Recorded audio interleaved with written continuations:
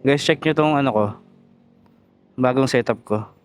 Especially yung mga naka-Action 4 tsaka Action 5 Pro. Bumili ako ng DJI Mic Mini, yung transmitter lang, yung tag 225. Tapos, automatic na siya mag-connect sa mga Action 4 and Action 5. Yan ang gamit ko ngayon, kaya naka-wireless tayo.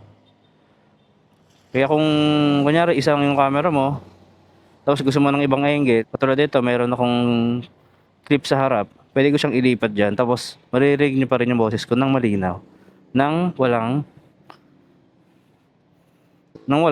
mga kable. Ayan, di ba? Malinis. Malinis tingnan. O, di ba? Naririnig nyo pa rin ako. Tas, ibang angle na. Kung gusto nyo ng ibang perspective. Kasi medyo boring pag lagi nasa harap lang yung angle natin eh. Kaya, minsan, dito rin sa harap. Kasi wala naman tayo secondary cam. Check nyo guys. Lalong-lalo na yung mga naka-Action 4 and 5. Kasi automatic na siya mag-connect tapos hindi mo na kailangan ng receiver. Pero kung gagamitin mo siya sa ibang action cam, like Ace Pro tsaka sa GoPro Hero, yan, kailangan mo nung receiver.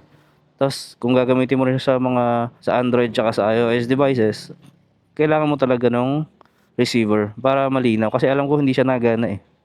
Pag kinonect mo lang through Bluetooth.